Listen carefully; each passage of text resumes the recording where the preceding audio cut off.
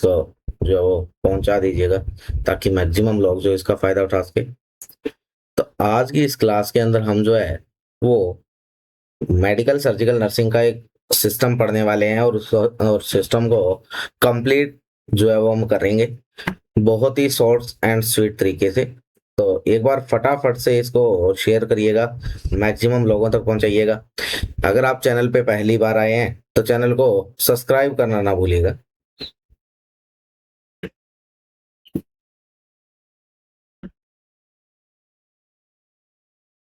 तो फटाफट करिएगा शेयर।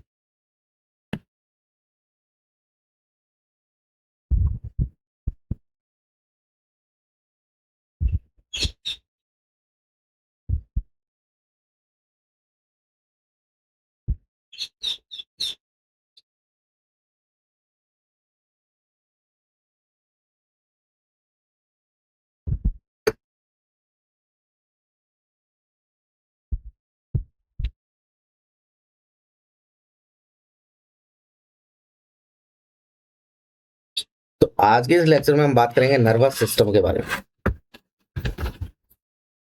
आज का जो हमारा लेक्चर है इसके अंदर हम इस लेक्चर में हम बात करेंगे नर्वस सिस्टम के बारे में। हम नर्वस सिस्टम पढ़ने वाले हैं, नर्वस सिस्टम।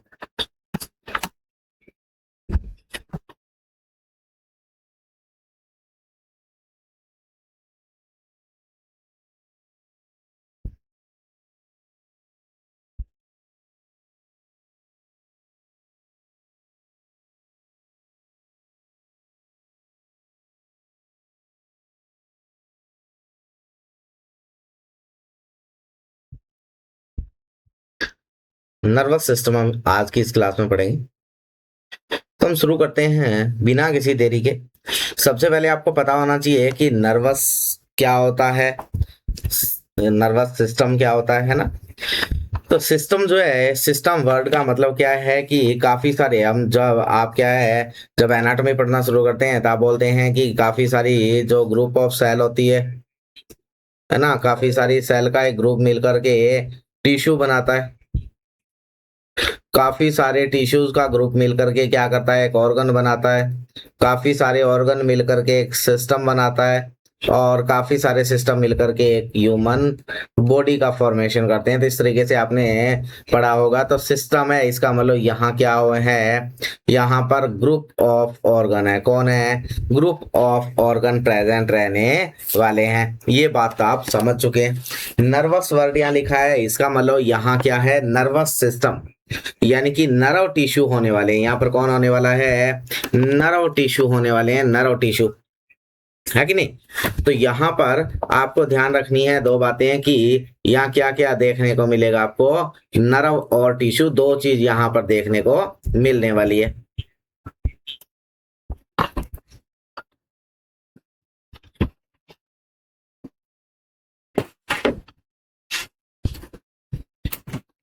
नर्वस का मतलब क्या है? तो नर्वस वर्ड का मतलब है कि यहाँ पर क्या रहेंगे, आपके न्यूरॉन रहने वाले हैं। यानी कि आप कह सकते हैं कि जो ग्रुप ऑफ न्यूरॉन है उसको हम क्या बोलेंगे, उसको हम बोल देंगे, ग्रुप ऑफ न्यूरॉन जो मिलकर के बनाएंगे उसको हम क्या बोल देंगे, नर्वस। थोड़ा सा 1 मिनट के लिए वेट करिएगा।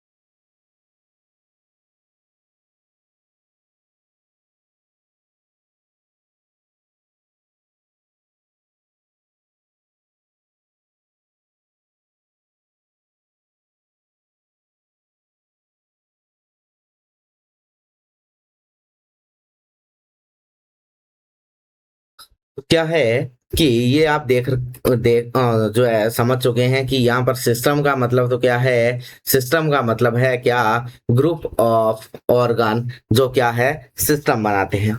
इसके अलावा क्या है नर्वस, तो इसका मतलब यहाँ पर क्या होगा, ग्रुप ऑफ नर्व सेल रहने वाली है ना। क्या रहने वाली है, ग्रुप जो है नर्व सेल के बारे में हम यहाँ क्या करने वाले हैं, स्टडी करने वाले हैं। नर्व सेल, नर्व सेल है ना, या उसकी स्पॉटिंग स्ट्रक्चर है, उसकी स्पॉटिंग स्ट्रक्चर है। नर्व सेल कौन होती है आपकी, न्यूरॉन। कौन है, न्यूरॉन। तो हम क्या करेंगे, यहां पर जो हमारा न्यूरॉन है और उसकी स्पॉटिव स्ट्रक्चर है उसके बारे में स्टडी करेंगे, और उसके साथ साथ हम क्या करेंगे, इनके जो होने वाले जो डिसऑर्डर है उन डिसऑर्डर के बारे में पढ़ेंगे। तो आज का हमारा जो सिस्टम है नर्वस सिस्टम, जिसके अंदर हम न्यूरॉन और उसकी स्पॉटिव स्ट्रक्चर और उसके डिसऑर्डर के बारे में स्टडी करने जा रहे हैं। तो सबसे पहले आपको पता होना चाहिए नर्वस सिस्टम जो है ये कितने टाइप का होता है। तो नर्वस सिस्टम दो तरीके के ऑर्गन से मिलकर बना है। नर्वस सिस्टम में हम टू टाइप के ऑर्गन को लेकर के चलते हैं, या इसको हम दो पार्ट्स में डिवाइड करते हैं। आप ऐसा आप कह सकते हैं, इसको जब आप डिवाइड करोगे तो हम दो पार्ट में डिवाइड करते हैं। एक हम बोलते हैं कि कौन होता है, सेंट्रल नर्वस सिस्टम होता है, और दूसरा आप बोलते हो कि यहाँ कौन होता है, पेरिफेरल नर्वस सिस्टम आपको देखने को मिलता है। सेंट्रल नर्वस सिस्टम जो है इसमें फिर हम पढ़ते हैं ब्रेन और स्पाइनल कॉर्ड। ब्रेन और स्पाइनल कॉर्ड के बारे में पढ़ते हैं। वहीं पेरिफेरल नर्वस सिस्टम जो है इसके अंदर आप जो है इसमें आप जो है इसको पहले स्ट्रक्चरल और फंक्शनल में क्लासिफाई करेंगे। स्ट्रक्चरल होगा और फंक्शनल होगा। स्ट्रक्चरल फिर दो टाइप में क्लासिफाई करेंगे, क्रेनियल नर्व और स्पाइनल नर्व। और वहीं आपका जो फंक्शनल है इसको आप ऑटोनॉमिक नर्वस सिस्टम और सोमैटिक नर्वस सिस्टम में क्लासिफाई करते हैं। ऑटोनॉमिक नर्वस सिस्टम फिर आप दो पार्ट में क्लासिफाई करेंगे, और इसको सिंपैथेटिक नर्वस सिस्टम और पैरासिम्पैथेटिक नर्वस सिस्टम में आप क्या कर देंगे, डिवाइड कर देंगे। तो इस तरीके से क्या है आपका क्या रहता है, नर्वस सिस्टम का क्लासिफिकेशन रहता है। अब हम पहले थोड़ा सा सिंपैथेटिक और पैरासिम्पैथेटिक नर्वस सिस्टम के बारे में बात करेंगे, उसके बाद हम ब्रेन की तरफ चलेंगे। तो आप बात करेंगे सिंपैथेटिक और पैरासिम्पैथेटिक।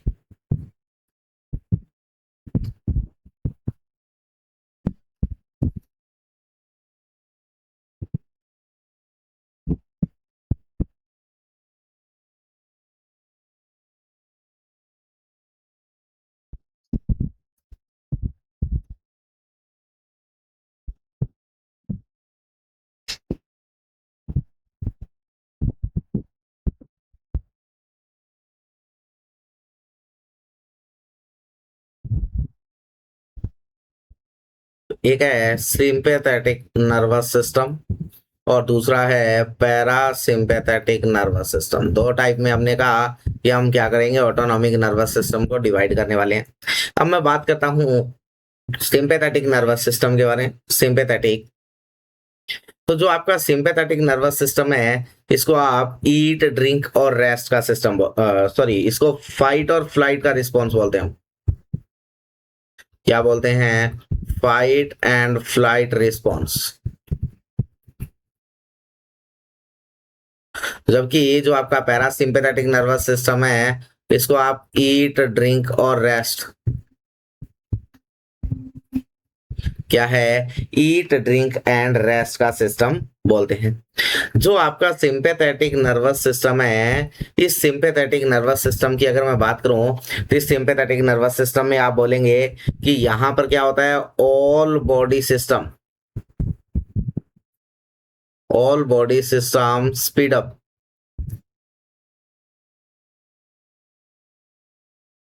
एक्सेप्ट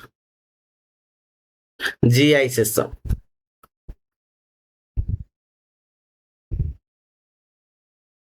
क्या है कि इसमें सारे के सारे बॉडी के सिस्टम फास्ट होते हैं, किसको छोड़ करके, आपके जीआई सिस्टम को छोड़ करके बाकी सारे बॉडी के सिस्टम यहाँ क्या देखने मिलेंगे, फास्ट देखने मिलते हैं। वहीं मैं पैरासिम्पैथेटिक नर्वस सिस्टम की बात करूं तो यहां पर क्या होता है, ऑल बॉडी सिस्टम स्लो होते हैं।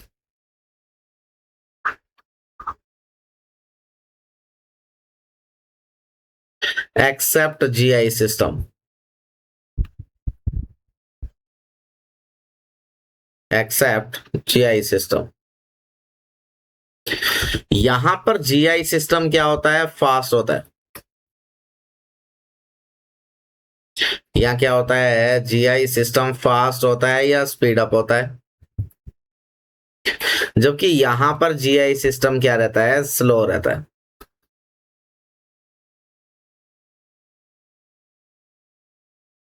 ये इंपॉर्टेंट बात है जो आप क्या करेंगे, ध्यान में रखेंगे। समझ पा रहे हैं बात को, जीआई सिस्टम स्लो रहता है और फास्ट होता है। अब मैं बात करूं तो क्या है कि जो हमारा सिंपैथेटिक नर्वस सिस्टम जो है, इसमें क्या क्या इफेक्ट देखने को मिलेंगे। तो जो सिंपैथेटिक नर्वस सिस्टम है, इसमें अगर मैं इफेक्ट के बारे में बात करूं तो इफेक्ट क्या क्या देखने मिलेंगे। सबसे पहले अगर हम बात करें, जो हमारा नर्वस सिस्टम है उस पर क्या इफेक्ट पड़ेगा, या हमारी आईज के ऊपर क्या इफेक्ट पड़ेगा, है ना, या हमारे हार्ट के ऊपर क्या इफेक्ट पड़ेगा, हमारी स्किन के ऊपर क्या इफेक्ट पड़ेगा, उनको अगर हम वन बाय वन बात करें तो आप कह सकते हो कि अगर क्या है, पेशेंट जो है, अगर क्या है, आपका पेशेंट है और उस पेशेंट के अंदर आपको क्या देखने को मिल रहा है, सिंपैथेटिक नर्वस सिस्टम एक्टिवेट देखने को मिल रहा है, तो उस कंडीशन में वहां पर सबसे पहले हम बात कर लेते हैं कि पेशेंट के अंदर डायलेशन ऑफ प्यूपिल देखने को मिलेगा। प्यूपिल क्या होंगे, डायलेट होंगे। यहाँ पर आपको क्या देखने को मिलेंगे, प्यूपिल डायलेशन देखने को मिलेगा। प्यूपिल क्या देखने को मिलेंगे, डायलेट देखने को मिलते हैं। पर्सन के अंदर ड्राई माउथ होता है, क्या देखने को मिलेगा, ड्राई माउथ। माउथ कैसा देखने को मिलेगा, ड्राई देखने को मिलेगा, ड्राई माउथ होता है। इसके अलावा अगर हम बात करें तो पेशेंट का बीपी बढ़ता है। पेशेंट का बीपी जो है वो क्या होगा, आपको बढ़ा हुआ देखने को मिलेगा। इसके साथ साथ पेशेंट के अंदर हार्ट रेट बढ़ी हुई देखने को मिलेगी, यानी कि पेशेंट टैकीकार्डिया और हाइपरटेंशन शो करेगा, है ना। इंक्रीज हार्ट रेट को हम क्या बोलते हैं, टैकीकार्डिया, और इंक्रीज बीपी को हम बोलते हैं हाइपरटेंशन। तो पेशेंट हाइपरटेंशन शो करेगा और पेशेंट टैकीकार्डिया शो करेगा। क्लास को शेयर कर दीजिएगा प्लीज, एक बार क्लास को लाइक करिएगा मैक्सिमम संख्या में, जो आपके नियर एंड डियर है। अपने जो है आपका जो सोशल मीडिया हैंडल है वहां पर एक बार क्लास को जरूर शेयर कीजिएगा, है ना। क्या है कि यहाँ पर बीपी बढ़ा हुआ देखने को मिलेगा, यानी कि हाइपरटेंशन और टैकीकार्डिया होता है। वहीं अगर मैं बात करूं तो क्या है, पैरासिम्पैथेटिक नर्वस सिस्टम में इनका जस्ट उल्टा देखने को मिलेगा आपको। वहां पर क्या होगा, प्यूपिल जो है वो कॉन्स्ट्रिक्ट होते हैं, क्या होंगे, प्यूपिल कॉन्स्ट्रिक्ट होंगे। पैरासिम्पैथेटिक नर्वस सिस्टम में प्यूपिल क्या होते हैं, कॉन्स्ट्रिक्ट होते हैं। यहाँ जो सिंपैथेटिक नर्वस सिस्टम है वहां हमने कहा था ड्राई माउथ होता है, जबकि यहाँ पर सलाइवा का सिक्रेशन क्या होगा, बढ़ जाता है। आप कह सकते हैं इंक्रीज सलाइवेशन। सलाइवेशन क्या होगा, बढ़ेगा। हमने कहा था सिंपैथेटिक नर्वस सिस्टम में बीपी बढ़ता है और पैरासिम्पैथेटिक नर्वस सिस्टम में बीपी क्या होगा, कम होगा। क्या होगा, बीपी कम होगा, यानी कि पेशेंट में हाइपोटेंशन की कंडीशन देखने को मिलती है, या hypotension to normotension, and decrease heart rate. और हार्ट रेट क्या देखने को मिलेगी, कम देखने को मिलेगी। जो आपका सिंपैथेटिक नर्वस सिस्टम होता है उसमें रेस्पिरेटरी रेट भी आपका क्या है, बढ़ता है। क्या होता है, इंक्रीज होता है, क्या, रेस्पिरेटरी रेट। और इसके साथ साथ जो आपकी ब्रोंकाई होती है उसमें डायलेशन होता है, यानी कि ब्रोंको डायलेशन देखने को मिलता है। वहीं मैं बात करूं तो आपके पैरासिम्पैथेटिक नर्वस सिस्टम में रेस्पिरेटरी रेट कम होगी और पेशेंट में ब्रोंको कॉन्स्ट्रिक्शन होगा।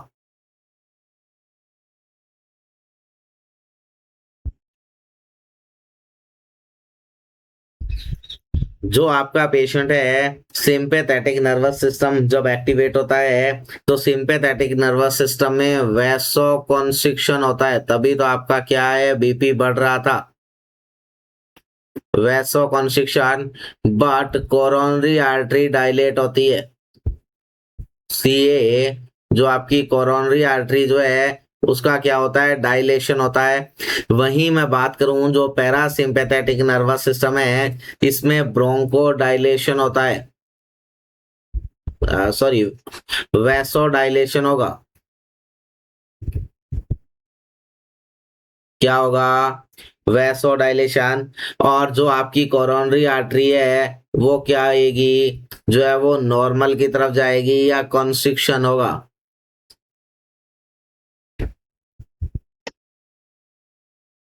समझ पा रहे हैं बात को। इसके अलावा अगर बात करें तो पर्सन के अंदर क्या है, जो सिंपैथेटिक नर्वस सिस्टम है, सिंपैथेटिक नर्वस सिस्टम में पेशेंट के अंदर आपको यूरिनरी रिटेंशन देखने को मिलता है। क्या देखने को मिलेगा, यूरिनरी रिटेंशन।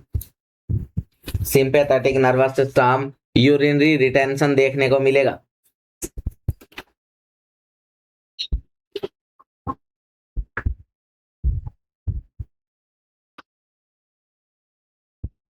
Urinary retention.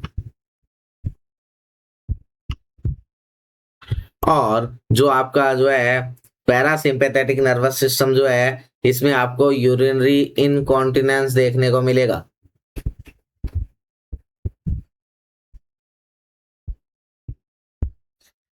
कोई भी अगर आपको डाउट हो, आप बीच में कमेंट बॉक्स में कमेंट डाल सकते हैं और कमेंट डाल करके पूछ सकते हैं कि आपको अगर कहीं ना कोई प्रॉब्लम आ रही है। तो अगर कोई डाउट है तो वहां पर आप कमेंट डालिएगा, आपको उसका रिप्लाई दिया जाएगा, है ना। तो क्या है कि हमने कहा कि जो सिंपैथेटिक नर्वस सिस्टम है, इसमें क्या क्या सिम्टम देखने मिलते हैं। सबसे पहले हमने बात की कि सिंपैथेटिक सिस्टम जो है ये किसका सिस्टम है। तो हमने कहा ये फाइट और फ्लाइट का रिस्पॉन्स होता है। और ये फाइट और फ्लाइट का रिस्पॉन्स कहाँ से आता है, तो ये जब क्या है हम किसी स्ट्रेस की कंडीशन में होते हैं, तो स्ट्रेस की कंडीशन के दौरान हमारी बॉडी क्या करती है, कैटाकोलामाइन को रिलीज करती है। और उस उन कैटाकोलामाइन की वजह से क्या देखने को मिलता है आपको, ये जो है ये रिस्पॉन्स देखने को मिलता है। समझ पा रहे हैं बात को। अगर आपको कोई पूछ ले कि सिंपैथेटिक नर्वस सिस्टम और पैरासिम्पैथेटिक नर्वस सिस्टम दोनों में बताओ कि फ्लूइड के लेवल की बात की जाए, तो आप बताएंगे कि सिंपैथेटिक नर्वस सिस्टम जो होता है उसमें फ्लूइड एक्सेस के सिम्टम देखने को मिलते हैं। आपको क्या देखने को मिलेंगे, फ्लूइड एक्सेस के सिम्टम देखने को मिलेंगे।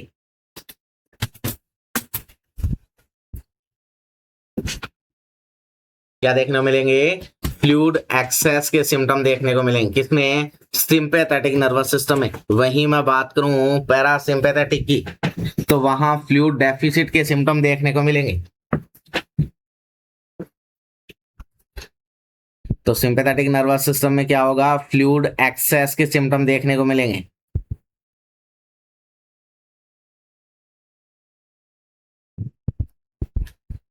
Fluid volume excess. और वहीं जो पैरासिम्पैथेटिक नर्वस सिस्टम है, यहां आपको फ्लूइड वॉल्यूम डेफिसिट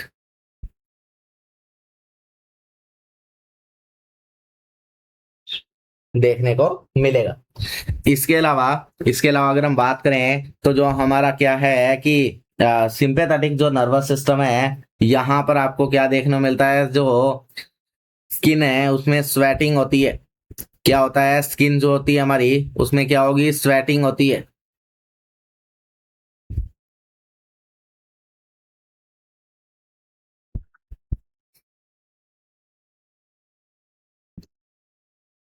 स्किन के अंदर क्या होगी, स्वेटिंग होती है, स्वेटिंग। इसके साथ साथ आपको यहाँ पर गूज बम्प रिफ्लेक्स देखने को मिलता है। क्या देखने मिलेगा, गूज बम्प रिफ्लेक्स। गूज बम्प रिफ्लेक्स या इसी को हम बोलते हैं पाइलो इरेक्शन। देसी भाषा में या हिंदी में बोले तो आप कह सकते हैं कि रोंगटे खड़े हो जाना। जबकि पैरासिम्पैथेटिक नर्वस सिस्टम में जल्दी सी कोई भी फर्क यहाँ पर नहीं पड़ेगा। यहाँ पर जो है धीरे धीरे क्या होगी, स्वेटिंग सबसाइड होती है, गूज बम्प रिफ्लेक्स धीरे धीरे सबसाइड होगा। तो नो इनिशियल इफेक्ट, यहाँ इनिशियल कोई इफेक्ट देखने को नहीं मिलता है।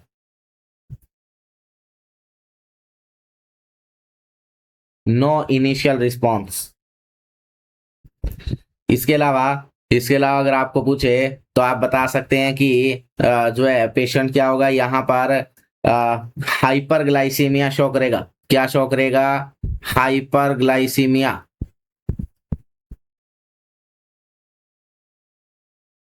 हाइपरग्लाइसीमिया। हाइपरग्लाइसीमिया क्यों होगा? क्यों? क्योंकि यहाँ पर जब क्या है, जीआई सिस्टम स्लो है, तो यहाँ पर क्या होगा, डिक्रीज रिलीज या secretion of insulin. Decrease release या secretion of insulin.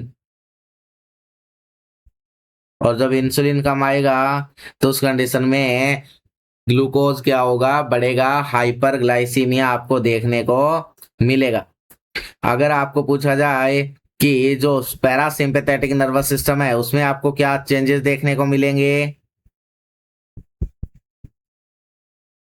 Parasympathetic nervous system में क्या चेंज देखने को मिलेगा, तो आप क्या बताएंगे? तो आप बताएंगे कि जो हमारा पैरासिम्पैथेटिक जो नर्वस सिस्टम है, पैरासिम्पैथेटिक, इसमें हाइपोग्लाइसीमिया होगा।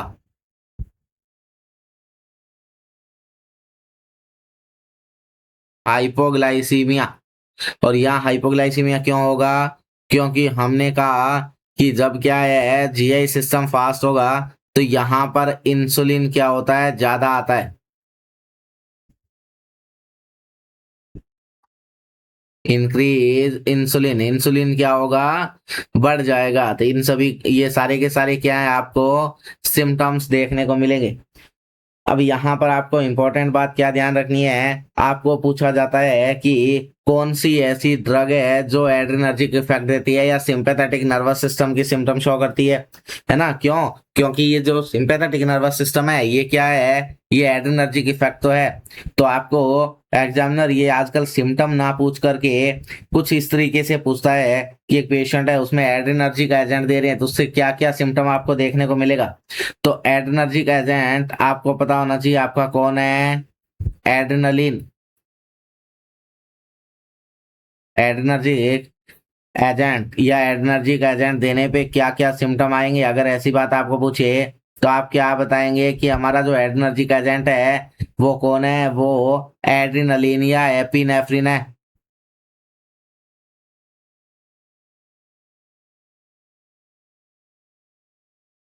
एपिनेफ्रिन या क्या है, एड्रेनलिन है। तो अगर हम एपिनेफ्रिन या एड्रेनलिन देंगे तो उससे क्या होगा, तो इससे सिंपैथेटिक नर्वस सिस्टम के साइन सिम्टम हमें देखने को मिलेंगे। किसके साइन सिम्टम आएंगे, सिंपैथेटिक नर्वस सिस्टम के साइन सिम्टम देखने को मिलेंगे। समझ पा रहे हैं बात को? इसके साथ साथ आपका एट्रोपिन भी, एट्रोपिन सल्फेट नाम की भी एक दवाई जो है, जो आप एट्रोपिन यूज करते हैं पेशेंट के अंदर, जब पेशेंट ब्रेडिकार्डिया में चला जाता है उस कंडीशन में, तो ये भी क्या करती है, ये भी ड्राई माउथ कॉज करती है। ये भी क्या है, आपकी एक एंटीकोलिनर्जिक टाइप की ड्रग है कि नहीं? तो क्या है कि ये सारी की सारी कहानी रहती है। बट क्या है कि ये जो आपकी एड्रेनर्जी का है, जो आपका एडीआर है, ये कॉन्ट्राइंडिकेटेड रहता है जो पेशेंट सीओपीडी के साथ सफर कर रहे होते हैं, जैसे अस्थमा है, एम्फाइसीमा है ना? तो अगर आपको पूछे कि एड्रेनर्जिक एजेंट किसमें कॉन्ट्राइंडिकेटेड है, तो आप क्या बताएंगे, तो contraindicated to patient suffering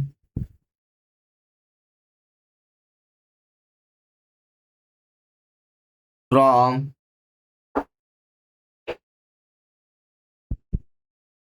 COPD. Patient COPD के साथ जो सफर कर रहा है उसमें क्या है, कॉन्ट्राइंडिकेटेड है। एग्जाम्पल के तौर पे बात करूं तो आपका क्या है, जो आपका आप कह सकते हैं ब्रोंकियोलाइटिस है,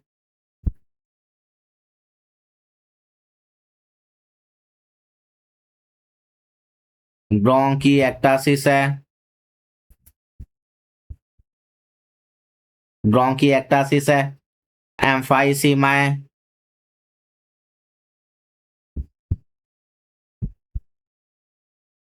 एम्फाइसीमा है। इसके अलावा आप कह सकते हैं अस्थमा है, तो ये सारी की सारी कंडीशन, इनमें क्या है, आपकी एड्रेनर्जिक आप क्या करते हो, कॉन्ट्राइंडिकेट करते हो, अवॉइड करते हो। समझ पा रहे हैं बात को। इसके अलावा आप कह सकते हो कि जो आपका एंटी कोलिनर्जिक एजेंट, जब जैसे अभी हमने बात की किसके बारे में, एट्रोपिन के बारे में, ये क्या करती है, तो ये एट्रोपिन भी हमने कहा कि जो हमारा प्रोडक्शन जो है सलाइवा का, उसको क्या करवाती है, कम कराती है, ड्राई माउथ करती है। और ये क्या करती है, जो हमारा कोलिनर्जिक एजेंट जो होता है, कोलिनर्जिक एजेंट यानी कि सिंपैथेटिक, उसको क्या करती है, रिवर्स करती है ना, या उसके जो है इफेक्ट को क्या करने का काम करती है, काउंटर करने का काम करती है। कौन, आपकी एट्रोपिन सल्फेट। समझ पा रहे हैं बात को, है ना।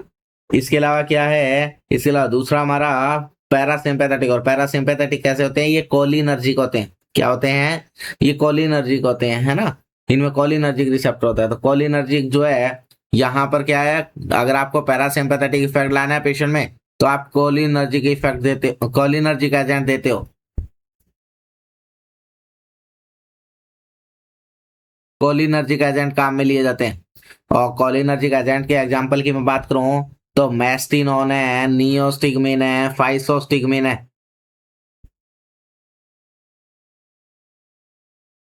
मैस्टिनोन है, नियोस्टिगमाइन है,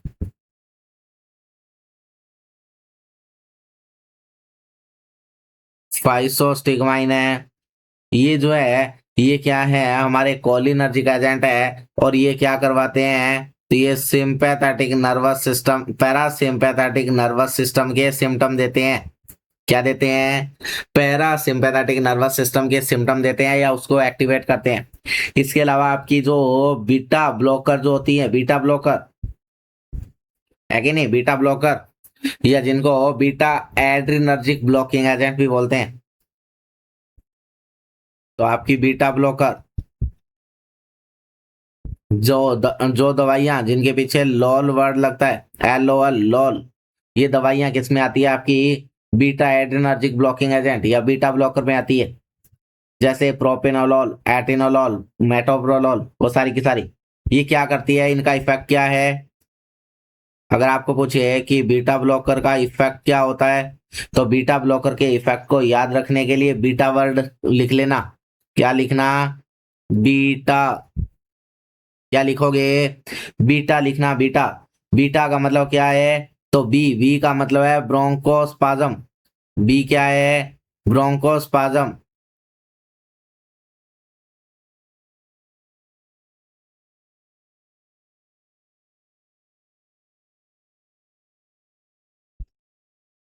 ब्रोंकोस्पाज्म। ई का मतलब है illicit A decrease in myocardial contraction. E illicit A myocardial,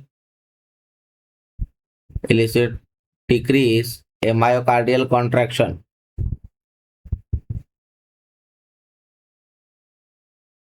T T का मतलब ये क्या करती है, ट्रीट करती है हाइपरटेंशन,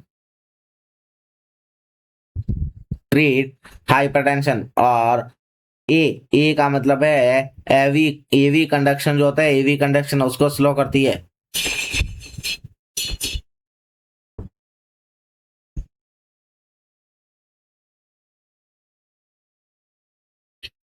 तो ये क्या है, ये आपकी कौन है, जो LOL बीटा ब्लॉकर जो रहती है, इनको याद रखने के लिए बीटा वर्ड को याद रखना, BETA। बी मतलब ब्रोंकोस्पाज्म, ई मतलब illicit decrease in myocardial contraction, T T मतलब ट्रीट हाइपरटेंशन, ए मतलब एवी कंडक्शन स्लो डाउन, एवी कंडक्शन को स्लो करती है।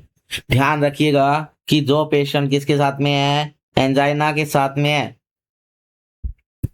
ना, जो पेशेंट MI के साथ में है, जो पेशेंट हाइपरटेंशन के साथ में है, उन पेशेंट को ये दवाई दी जाती है। तो अगर आपको पूछे कि बीटा ब्लॉकर कहाँ यूज करते हैं, तो ये यूज करते हैं, use to patient with MI, angina, या हाइपरटेंशन, उन पेशेंट में इसको हम क्या करते हैं, यूज करते हैं।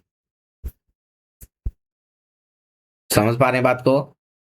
और कौन कौन से आपके एंटी हाइपरटेंसिव एजेंट कौन कौन से होते हैं? तो आपकी जो है, इसके अलावा एस इनहिबिटर होता है, एंजियोटेंसिन कन्वर्टिंग एंजाइम इनहिबिटर। इसके अलावा ARB, एंजियोटेंसिन रिसेप्टर ब्लॉकर, है ना। इसके अलावा कैल्शियम एंटागोनिस्ट होते हैं। तो इस तरीके से काफी सारे टाइप के आपके क्या रहते हैं, एंटी हाइपरटेंसिव ड्रग्स रहती हैं। समझ पा रहे बात को? तो ये क्या था आपका, सिंपैथेटिक और पैरासिम्पैथेटिक ऑटोनॉमिक नर्वस सिस्टम का टाइप था, जो पेरिफेरल नर्वस सिस्टम के अंदर आता है। नेक्स्ट अब हम बात करते हैं सेंट्रल नर्वस सिस्टम के बारे में। CNS। सीएनएस में हम दो बातें पढ़ने वाले हैं। एक बात हम पढ़ेंगे ब्रेन, और दूसरी बात हम पढ़ेंगे स्पाइनल कॉर्ड। एक कौन है, ब्रेन, और दूसरा कौन है, स्पाइनल कॉर्ड है ना। ब्रेन जो है ये क्या है, तो ब्रेन, जो आपका ब्रेन है, इस ब्रेन को हम तीन पार्ट में डिवाइड करते हैं। एक होता है फोर ब्रेन, एक होता है मिड ब्रेन, और एक होता है हिंड ब्रेन। जो आपका हिंड ब्रेन है, इसमें फिर आपका मेडुला ऑब्लोगेटा और आपका जो है सेरिबेरलम आते हैं, है ना। इसके साथ साथ इसमें पॉन्स सेरिबेलम आते हैं। यहाँ आपका पॉन्स आता है, और यहाँ पर आपका जो है डाई एनसेफेलॉन,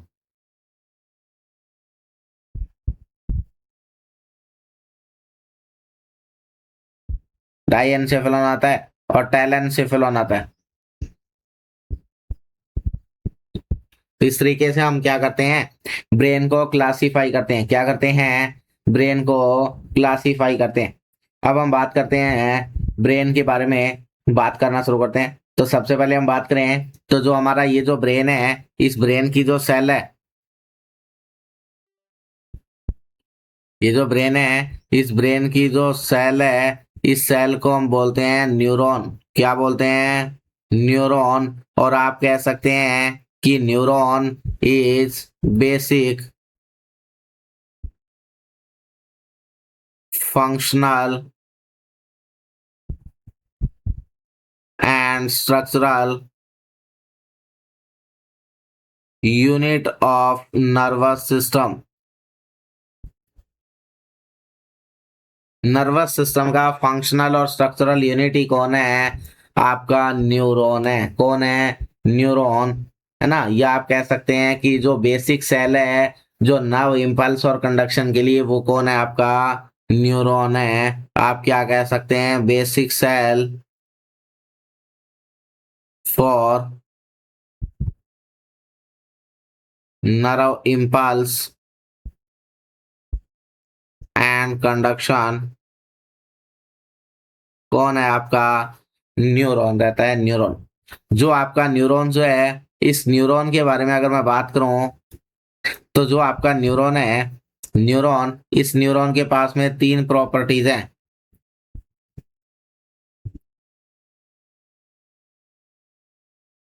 न्यूरॉन जो है, इस न्यूरॉन के पास में तीन तरीके की प्रॉपर्टीज है। तीन कौन सी, एक इसके पास में क्या है, एक्साइटेबिलिटी है।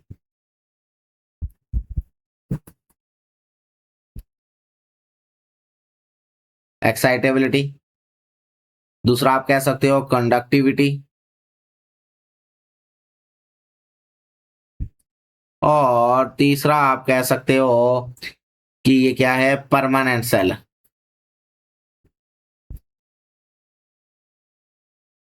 तीन तरीके के कैरेक्टरिस्टिक है इसके, तीन प्रॉपर्टीज है। सबसे पहले हम बात करें एक्साइटेबिलिटी। एक्साइटेबिलिटी क्या है, तो एक्साइटेबिलिटी का मतलब है कि इस न्यूरॉन के पास में क्या है, एबिलिटी है। क्या है, एबिलिटी है। किस चीज की, तो आप कह सकते हैं कि एबिलिटी ऑफ न्यूरॉन, किस चीज का एबिलिटी है, तो जो हमारे एक्सटर्नल इन्वायरमेंट के अंदर जो चेंजेस हो रहे हैं, उसमें उससे जो अफेक्ट आ रहा है, उसके साथ साथ क्या है, बॉडी के अंदर चेंजेस लाने का इसमें क्या है, एबिलिटी है। तो आप कह सकते हैं ability of neuron to be affected to be affected by changes in external environment.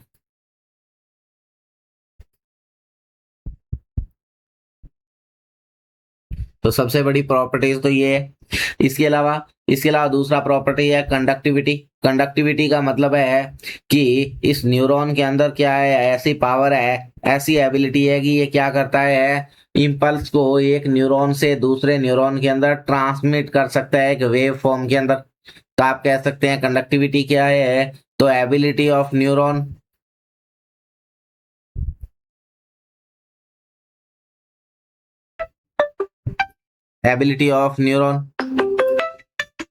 One minute please.